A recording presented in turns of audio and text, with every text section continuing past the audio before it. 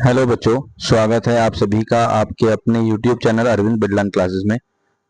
बेटा आज जो हमारी वीडियो का टॉपिक होगा ये क्लास 10th NIS विषय सोशल साइंस जिसका सब्जेक्ट कोड 213 है।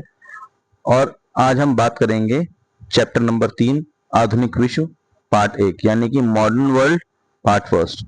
तो ये वीडियो जो है आज क्लास 10th NIS के बच्चों के लिए है, जिसमें आज हम सोशल साइंस जिसका सब्जेक्ट कोड 213 है और चैप्टर नंबर 3 आधुनिक विश्व यानी मॉडर्न वर्ल्ड पार्ट फर्स्ट आज हम इस पे चर्चा करेंगे। तो वीडियो बहुत इंपॉर्टेंट है और इंटरेस्टिंग भी है क्योंकि यहाँ से एग्जाम में सवाल पूछे जाते हैं। ठीक है, तो इसीलिए वीडियो को पूरा देखिएगा और जो बच्चे चैनल से नए जुड़े हैं चैनल को सब्सक्राइब कीजिएगा, वीडियो को लाइक कीजिएगा और अपने कमेंट जरूर कीजिएगा कि आपको वीडियो कैसी लगी। ठीक है, तो चलिए शुरू करते हैं अपने वीडियो का टॉपिक पार्ट 3 आधुनिक विश्व मॉडर्न वर्ल्ड। तो बेटा अगर हम बात करते हैं आधुनिक विश्व के इंट्रोडक्शन की, है ना, अगर हम इसके परिचय की बात करें तो देखिए सबसे पहले क्या है, ये फर्स्ट लाइन में देखिए 14वीं शताब्दी के बाद यूरोप में सांस्कृतिक, सामाजिक, राजनीतिक और वैज्ञानिक परिवर्तन हुए। इन परिवर्तनों ने आधुनिक युग की शुरुआत की। तो यहाँ पर बताया गया है कि 14वीं शताब्दी के बाद, है ना, 14th सेंचुरी के बाद जो यूरोप था वहां पे कौन कौन से परिवर्तन होते हैं, वहां पे सांस्कृतिक परिवर्तन होते हैं, सामाजिक होते हैं, राजनीतिक होते हैं और वैज्ञानिक परिवर्तन होते हैं। तो जितने भी ये परिवर्तन हुए सब यूरोप में हुए कब, 14वीं शताब्दी के बाद। और इन परिवर्तनों के कारण जो है एक युग की शुरुआत होती है जिसे आधुनिक युग कहा गया।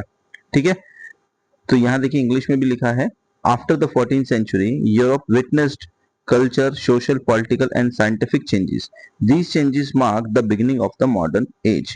ठीक है, चलिए आगे देखते हैं, इसके कुछ इंपॉर्टेंट पॉइंट्स हैं यहाँ पर। तो देखिए पुनर्जागरण की शुरुआत कैसे, किसको कहा जाता है कि पुनर्जागरण की शुरुआत हुई, तो अगर हम बात करते हैं तर्क और विज्ञान का विकास होता है। ठीक है, तर्क मतलब लोग जो हैं अब किसी बात पर यकीन नहीं करते थे, लोग अब जो है वो प्रश्न पूछते थे, अगर उन्हें कुछ पूछना होता था तो वो सवाल उठाते थे। ठीक है, तो तर्क लोग जो है अब वो देने लगे। तो इसे क्या हो गया, इससे पुनर्जागरण की शुरुआत का समय माना गया कि लोगों ने अब दूसरों से प्रश्न पूछना शुरू कर दिया, उनसे तर्क करना शुरू कर दिया और विज्ञान का विकास होने लगा। धीरे धीरे विज्ञान ने अब अपना विकास करना शुरू कर दिया। यहाँ पर जो सामंतवाद था उसका पतन हुआ।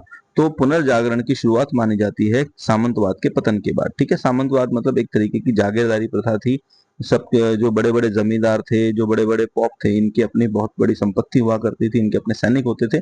तो अब ये धीरे धीरे यूरोप में समाप्त होने लगा और इसी की समाप्ति से ही पुनर्जागरण की शुरुआत यूरोप में मानी गई। ठीक है, और आधुनिक विश्व का जो है वो निर्माण होना शुरू हो गया। ठीक है, तो हम ये बोल सकते हैं कि कहीं ना कहीं ये सभी जो कारण थे ये पुनर्जागरण की शुरुआत के थे।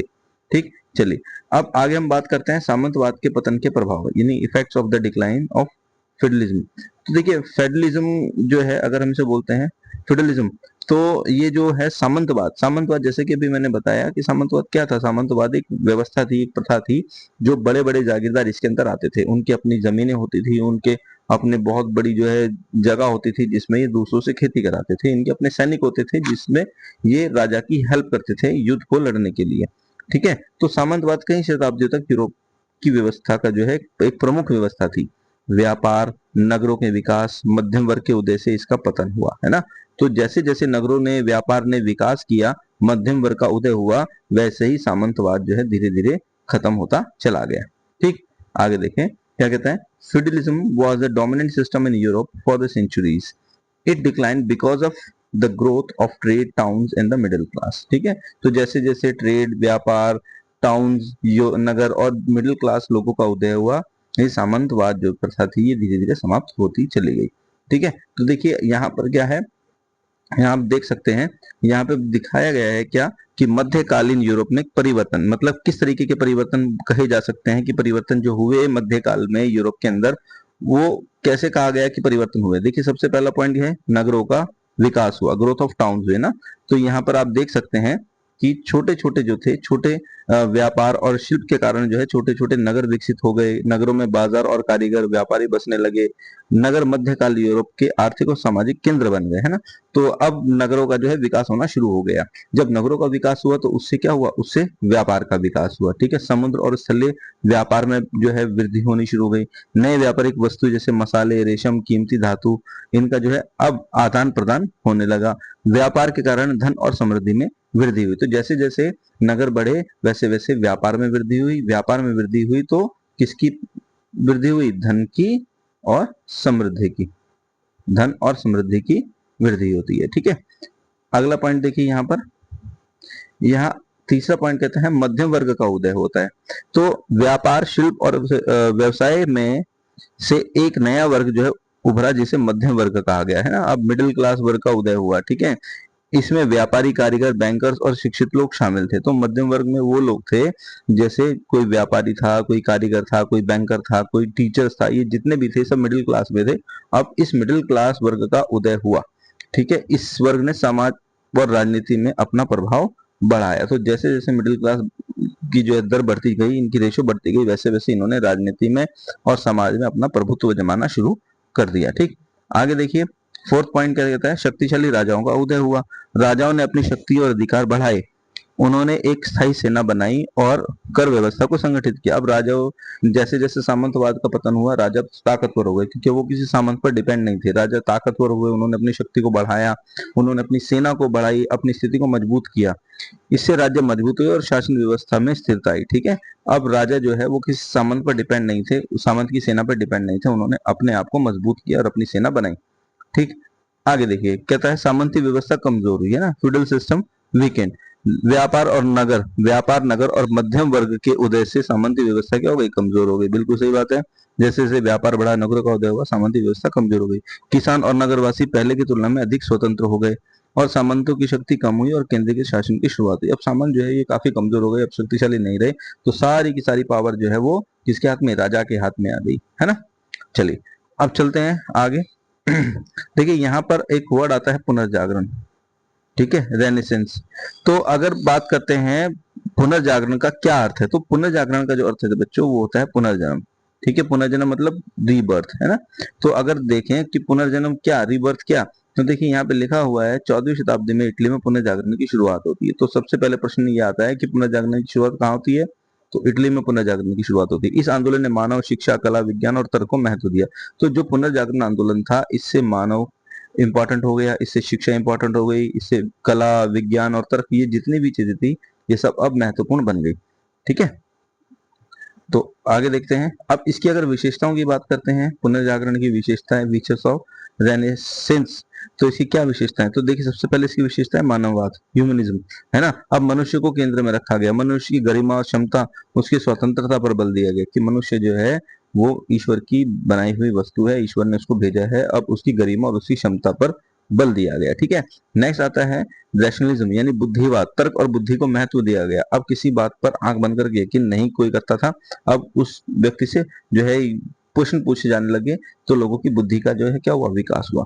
किसी भी बात को मानने से पहले उसे तर्क की जांच की जाती थी, बिल्कुल सही बात है। किसी बात को मानने से पहले उसे उस बात को, उसकी सत्यता को परखा जाता था, ठीक है, कि वो कितनी सही है, ठीक। चलिए आगे देखते हैं।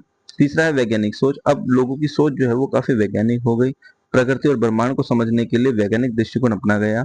इसमें अवलोकन, प्रयोग और शोध को बढ़ावा मिला। अब इस तरीके के डॉक्यूमेंट्स बढ़ने लगे, जिससे कि जो वैज्ञानिक दृष्टिकोण था लोगों का, अब वो उसमें वृद्धि आई। कला का विकास हुआ, ठीक है ना। ये देखिए, ये पेंटिंग जो है, इस तरीके के स्टेचू जो है, ये इमारतें हैं, ये सभी क्या थी, ये सभी कला थी। और चित्रकला, मूर्तिकला, वास्तुकला, इन सभी नई शैलियों का जो है विकास होना शुरू हो गया। नेक्स्ट आगे देखिए, आगे कहता है साहित्य का विकास, है ना, डेवलपमेंट ऑफ लिटरेचर। नए विचारों पर आधारित साहित्य की रचना हुई, कविता, नाटक, निबंध, इतिहास लेखन का विकास हुआ। तो धीरे धीरे लोग जो है साहित्य के विकास में भी शामिल हो गए, है ना। स्थानीय भाषाओं का विकास हुआ, हिंदी है, इटावली है, फ्रेंच, जर्मन, अंग्रेजी, जितनी भी स्थानीय भाषाएं थी इन सब का विकास हुआ। इनमें साहित्य बने और साहित्य बनाने के बाद उसको आगे जो है उसका प्रचार किया गया, ठीक।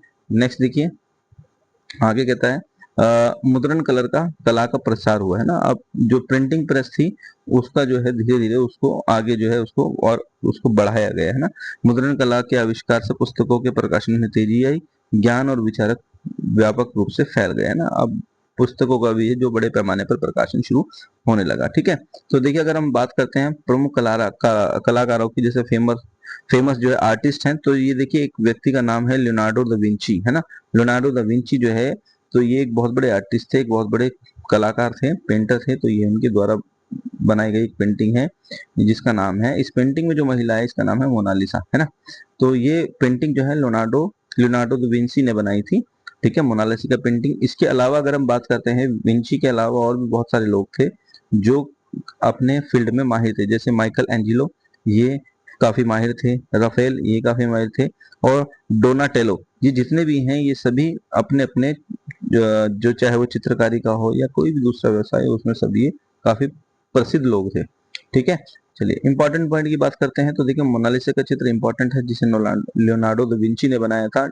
उसके बाद डेविड प्रतिमा है, मानव शरीर का अध्ययन, स्टडी ऑफ ह्यूमन एंटोनॉमी, और कला में यथार्थवाद, ये जितनी भी चीजें हैं ये सभी इंपॉर्टेंट है, और इनका सभी का जो है धीरे धीरे पुनर्जागरण के समय में विकास हुआ था।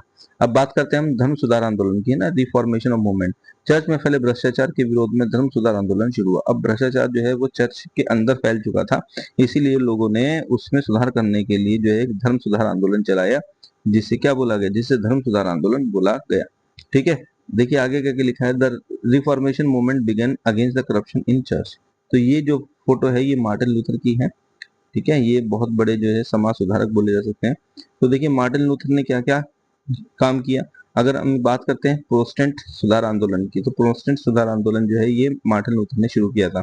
तो इसमें सबसे पहला काम क्या था, 1517 में आंदोलन शुरू किया गया, है ना। मार्टिन लूथर ने 31 अक्टूबर 1517 को चर्च के विरोध में 95 सूत्र जो है वो प्रकाशित किए। ठीक है, तो ये एक सबसे बड़ी उपलब्धि थी मार्टिन लूथर की, जो उन्होंने चर्च के खिलाफ करी। इसके बाद चर्च की गलत प्रथाओं का विरोध किया। मार्टिन लूथर ने चर्च की जो जितनी भी गलत प्रथा थी उनका विरोध किया, उनका खंडन किया। उन्होंने चर्च द्वारा पाप मुक्ति पत्र बेचने, धन और शक्ति के दुरुपयोग का विरोध किया। ठीक है, तो चर्च जो भी गलत काम करता था उसका विरोध अब कौन करने लगे, मार्टिन लूथर करने लगे, और चर्च की गलतियों को लोगों को बताने लगे। ठीक, चलिए अब आगे देखते हैं। आगे आता है बाइबल को सर्वोच्च माना गया, है ना। बाइबल जो है ये क्रिश्चियंस की जो होली बुक है, तो इसको सर्वोच्च माना गया। ठीक है, तो लूथर ने कहा कि सच्चा ज्ञान केवल बाइबल से मिलता है, ना कि चर्च या पादरियों से। ठीक, आगे फोर्थ पॉइंट है। फोर्थ पॉइंट में मोक्ष केवल ईश्वर में ही विश्वास से मिलता है ना। तो इसमें बोला गया कि अगर किसी व्यक्ति को मोक्ष पाना है तो उसे चर्च के या पॉप के चक्कर में नहीं आना, वो ईश्वर के माध्यम से जो है मोक्ष प्राप्त कर सकता है। ठीक, उन्होंने कहा कि मनुष्य अपने अच्छे कर्मों से नहीं बल्कि केवल ईश्वर में विश्वास रख के मोक्ष को पा सकता है। ठीक, अब इस आंदोलन के परिणाम क्या हुए बच्चों, तो देखिए अगर ये आंदोलन इतना सक्सेस हो गया धर्म सुधार आंदोलन, किसके परिणाम क्या थे, अब चर्च की जो निरंकुशता थी उसको चुनौती मिली, है ना। चर्च की जो लगातार जो चर्च डोमिनेट कर रहा था, लोगों को परेशान कर रहा था, उनका शोषण कर रहा था, अब इस आंदोलन ने चर्च को चुनौती दी। धार्मिक सुधार आंदोलन एक जो है नई लहर से इससे जो शुरू हो गई, प्रोटेस्टेंट ईसाई संप्रदाय का उदय हुआ, है ना। प्रोटेस्टेंट ईसाई संप्रदाय का उदय हुआ मतलब ये जो प्रोटेस्टेंट थे ये एक ऐसे संप्रदाय थे जिनका मानना था कि अगर सच्चा ज्ञान कहीं है तो वो बाइबल में छुपा हुआ है, ना कि पॉप के पास। यूरोप में धार्मिक और सामाजिक परिवर्तन हुए। तो इस तरीके से आप अपने पॉइंट लिख सकते हैं आंदोलन के परिणामों के अंदर। ठीक है, चलिए आगे देखते हैं। अब इंपॉर्टेंट पॉइंट की अगर हम बात करते हैं यहाँ पे, प्रोटेस्टेंट धर्म की शुरुआत, यानी बिगिनिंग ऑफ प्रोटेस्टेंटिज्म, और कैथोलिक चर्च में सुधार, रिफॉर्म इन कैथोलिक चर्च। ठीक है, विज्ञान के विकास की अगर हम बात करते हैं, डेवलपमेंट ऑफ साइंस, तो पुनर्जागरण के दौरान विज्ञान ने तेजी से प्रगति की। लोगों ने अंधविश्वास छोड़कर प्रयोग और अवलोकन को अपनाया, है ना। अब विज्ञान का विकास बहुत तेजी से हुआ और लोगों ने जो है अब अंधविश्वास का साथ छोड़कर अब विज्ञान के प्रति अपने दृष्टिकोण को अपनाया, है ना। तो इस तरीके से कुछ प्रमुख वैज्ञानिकों के नाम हैं, देखिए यहाँ पर कुछ फेमस साइंटिस्ट हैं, जैसे निकोलस कॉपरनिकस, है ना, गैलीलियो, आइजैक न्यूटन और विलियम हार्वे, है ना। जितने भी हैं ये सभी वैज्ञानिक हैं उस समय के आधुनिक विश्व के आधुनिक समय के काफी बड़े जो है ये, तो ये सभी जो हैं ये साइंटिस्ट हैं और इनका कहीं ना कहीं समाज के अंदर बहुत बड़ा योगदान था। ठीक है, तो ये एक बहुत बड़े नाम है। ठीक है, चलिए आगे देखते हैं। तो कुछ इंपॉर्टेंट पॉइंट, जैसे ये वैज्ञानिक थे, इन्होंने कई सारे सिद्धांत दिए, जैसे सूर्य केंद्रित सिद्धांत दिया कि सूर्य जो है वो केंद्र में है और जितने भी ग्रह हैं वो सूरज के चक्कर काट रहे हैं, है ना। तो ये सिद्धांत इन वैज्ञानिकों के माध्यम से दिया गया। गुरुत्वाकर्षण सिद्धांत यानी लॉ ऑफ ग्रेविटी पर जोर दिया गया। रक्त परिसंचरण की खोज, ब्लड सर्कुलेशन की खोज की बात की गई और दूरबीन के उपयोग यानी यूज ऑफ टेलीस्कोप की बात की गई। तो ये जितनी भी बातें थी ये सभी की सभी आधुनिक विश्व में एक बहुत बड़ी क्रांति इन बातों के माध्यम से लाई गई, जिसने कि पॉप की सत्ता को बिल्कुल उखाड़ कर फेंक दिया। ठीक, आगे हम बात करते हैं नई भूमि की खोज, है ना। यहाँ हम बात करते हैं नई भूमि की खोज and discovery of new land. तो ये जो आप फोटो देख रहे हैं बच्चों, ये कौन है? ये है Vasco D gamma. Vasco D gamma. ठीक है, जो वास्को डी गामा है ये कौन थे? ये एक यात्री थे, एक ट्रेवलर थे जो खोज पर आए थे भारत की। ठीक है, तो ये देखिए, अब यहाँ देखिए क्या लिखा है, यूरोप के खोजकर्ताओं ने नए समुद्री मार्ग की खोज की जिससे व्यापार को जो है बढ़ावा मिला, है ना। चलिए आगे देखते हैं। तो यूरोप के जितने भी खोजकर्ता थे उन्होंने समुद्री मार्ग की खोज की और उस समुद्री मार्ग से जो है व्यापार को बढ़ावा मिला। अब जो दूसरे देशों के लोग थे वो व्यापार के लिए एक देश से दूसरे देश की खोज में जाने लगे ताकि वहां पर उन्हें एक बाजार मिल सके जहां से वो कच्चा माल ले सके और तैयार माल को दूसरे देशों में बेच सके ना। व्यापार की जो है एक बहुत बड़े स्तर पर जो है शुरुआत होनी शुरू हो गई। ठीक है, यहाँ देखिए, the European explore the discovery of new sea routes leading the expansion of world trade, है ना। तो विश्व व्यापार को बढ़ावा देने के लिए इस नए समुद्री मार्ग की खोज की गई। तो जो मुख्य खोजकर्ता थे, जो फेमस एक्सप्लोरर थे, वो कौन थे? तो जैसे वास्को डी गामा की बात करते हैं, एक वास्को डी गामा ये साल 1498 में ये समुद्री मार्ग से भारत की यात्रा पर निकला और भारत में पहुंचा था। क्रिस्टोफर कोलंबस हो गया है। क्रिस्टोफर कोलंबस ने जो है साल 1492 में जो है अमेरिका पहुंचा था। तो इसने अमेरिका के उस रास्ते की खोज की थी। ठीक है, इसके बाद मैगलन है और बार्थोलोमे डियाज है। ये बार्थोलोमे डियाज भी जो है ये भारत की यात्रा के लिए लिख रहा था, लेकिन इसने जो है बीच रास्ते पहुंचकर ये वापस अपने देश पुर्तगाल चला गया था, तो ये भारत पहुंच नहीं पाया था। ठीक है, तो जितने भी खोज करता थे इन सबका एक ही मकसद था कि नए देशों की, नए रास्तों की, समुद्री रास्तों की खोज करना जिससे कि व्यापार को बढ़ावा मिल सके और ये बहुत धन कमा सके, पैसा कमा सके। ठीक है, तो कुछ इंपॉर्टेंट पॉइंट देखें, जैसे यहाँ पर भारत का समुद्री मार्ग खोजा गया, अमेरिका की खोज हुई, जैसे मैंने भी बताया कोलंबस ने अमेरिका की खोज की, विश्व व्यापार में वृद्धि हुई, उपनिवेशवाद की शुरुआत हो गई और दास प्रथा की भी शुरुआत हुई। तो कहीं ना कहीं इस वैश्विक जो व्यापार जो बढ़ रहा था, जो विश्व स्तर पर व्यापार बढ़ रहा था, जो लोग एक दूसरे से व्यापार करने के लिए एक रास्ते से दूसरे रास्ते आ रहे थे, उस जो व्यापार ने कहीं ना कहीं दास व्यवस्था की, दास व्यापार की भी शुरुआत की, जिसमें लोग दूसरे कमजोर व्यक्तियों को दास बनाने लगे। ठीक है, चलिए आगे बात करते हैं औद्योगिक क्रांति एंड इंडस्ट्रियल रेवोल्यूशन की। ये 1750 के आसपास इंग्लैंड में औद्योगिक क्रांति की शुरुआत होती है और मशीनों के प्रयोग से उत्पादन बढ़ा। अब जो है नई नई मशीनों का आविष्कार होने लगा और मशीनों के माध्यम से अब उत्पादन के स्तर में वृद्धि हुई। ठीक है, तो जैसे इसमें देखिए इंपॉर्टेंट पॉइंट क्या है, मशीनों का उपयोग। ये आप देख रहे हैं मशीन का इस्तेमाल किया गया, एक मशीन बनाई गई औद्योगिक क्रांति के दौरान, जिसे काम को आसान और तेज बनाने के लिए मशीनों का उपयोग किया गया।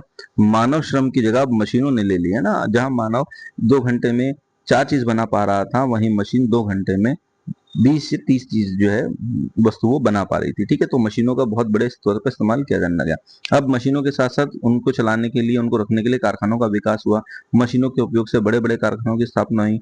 लोगों ने घरों से निकलकर कारखानों में जो है वो काम करना शुरू कर दिया। अब जो लोग हैं, जिसमें महिलाएं भी है, वो कारखानों में जाकर काम करने की उन्होंने शुरुआत कर दी। ठीक है, चलिए आगे देखते हैं। आगे है उत्पादन में वृद्धि। मशीन और कारखानों के कारण वस्तुओं का बड़े पैमाने पर उत्पादन होता है और उत्पादन जो है अधिक होता है और सस्ता होता है। ठीक है, तो काफी बड़ी मात्रा में उत्पादन में वृद्धि हुई, है ना। अब उत्पादन में वृद्धि हुई, उद्योगों की स्थापना हुई, उद्योगों का विकास हुआ, कारखानों का विकास हुआ, तो इस वजह से पूंजीपति वर्ग का भी उदय हुआ, है ना। तो कारखानों और उद्योगों के मालिकों में एक नया वर्ग होगा जिसे पूंजीपति वर्ग कहा गया। इन्होंने धन, जमीन और उद्योगों को नियंत्रण स्थापित किया। तो ये पूंजीपति वर्ग जो था ये बेहद इंपॉर्टेंट था, क्योंकि इसी के माध्यम से जो है व्यापार को कंट्रोल किया जाता था। ठीक, आगे नेक्स्ट कहते हैं मजदूर वर्ग का उदय हुआ। तो ग्रोथ ऑफ वर्किंग क्लासेस, है ना। तो कारखानों में काम करने के लिए बड़ी संख्या में मजदूरों की आवश्यकता हुई। ग्रामीण लोग रोजगार की तलाश में शहरों की ओर जाने लगे और मजदूर वर्ग का विकास, जिन्हें कम वेतन और कठिन परिस्थितियों में काम को करना पड़ता था। तो बहुत कम सैलरी में इन मजदूरों को काम पे जो है लगाया जाता था। ठीक है, जिस और लगातार काम करवाने की वजह से इन मजदूरों का स्वास्थ्य भी बहुत खराब हो जाता था। ठीक है, कई मजदूर बीमार पड़ जाते थे। चलिए आगे देखते हैं। अगला आता है इटली का एकीकरण, यूनिफिकेशन ऑफ इटली, है ना। तो इटली की स्थिति को अगर हम देखते हैं तो 18वीं सदी में इटली जो है वो कई छोटे छोटे राज्यों में बटा हुआ था। मुख्य राज्य जो थे जैसे वेनेशिया थे, दो सिसिली थे, पॉप राज्य था, सर्डिनिया था, टस्कनी था। तो जितने भी थे ये मुख्य राज्य थे और इटली जो है ऐसे ही कई सारे छोटे छोटे राज्यों में बटा हुआ था। ठीक है। पॉप का धार्मिक और राजनीतिक दोनों क्षेत्रों पर प्रभाव था। जो पॉप है उस समय उनका धार्मिक और राजनीतिक दोनों चीजों पर उनका प्रभाव था, है ना। पॉप का ये मानना था कि धर्म जो है वो कहीं ना कहीं पॉप के माध्यम से धार्मिक बातें जो हैं लोगों की वो भगवान तक पहुंचाई जा रही है ना, जिसमें पॉप का एक बहुत बड़ा योगदान था। ठीक है।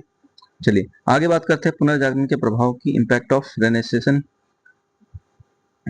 तो देखिए पुनर्जागरण के दौरान इटली व्यापार, कला और संस्कृति एक जो है प्रमुख केंद्र बन गया है ना। जब पुनर्जागरण की शुरुआत होती है तो इटली में होती है, जिससे इटली व्यापार में और संस्कृति में एक जो है केंद्र बन जाता है। ठीक है। आगे क्या कहता है, 1798 की फ्रांसीसी क्रांति ने राष्ट्रीयता की भावना को बढ़ावा दिया, है ना। जब 1798 में फ्रांस में क्रांति होती है, जिससे कि जो हमारे नेशनलिज्म की जो भावना है अब उसका उदय होता है। ठीक है। नेक्स्ट, नेपोलियन के प्रभाव की, इम्पैक्ट ऑफ नेपोलियन।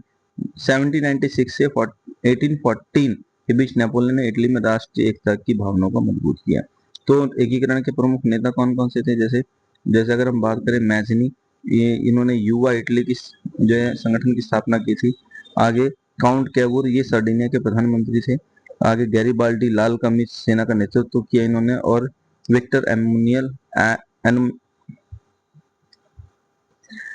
तो इसमें देखिए जो राजा हैं, कौन, विक्टर एमुनल जो राजा है, द्वितीय राजा है, अब एकीकृत इटली का पहला राजा बना। यानी जो विक्टर एमुनल राजा थे वो एकीकृत इटली के क्या बन गए, राजा बन गए। तो ये बहुत बड़ी उपलब्धियां थी इटली को ध्यान में रखते हुए। ठीक है।